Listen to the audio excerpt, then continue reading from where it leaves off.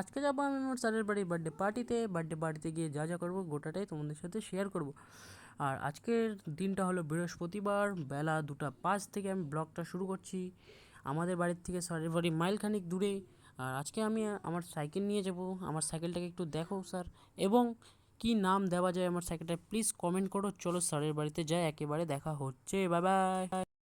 তো ফাইনালি স্যারের বাড়িতে চলে এসেছিলাম, চলে এসে দেখি সবাই চলে এসেছিলো প্রায়। আমি মোটে লেট করেছিলাম, তো কোনো ব্যাপার না, স্যার এখনও আমার কেক কাটেনি, আমার জন্য ওয়েটিংয়ে ছিল। তারপর স্যারের মুখটা লাল হয়ে স্যার কেকটা কাটা শুরু করে দিল। তারপরে স্যার একটা ছোট্ট করে হাসি দিয়ে দিল ঝিঙ্কু টাইপের। স্যারকে দেখতে সেদিন খুবই ভালো লাগছিল। তারপর স্যারের হ্যাপি বার্থডে বলতে বলতে আমরা কেক কাটাটা সেরে ফেললাম। তারপর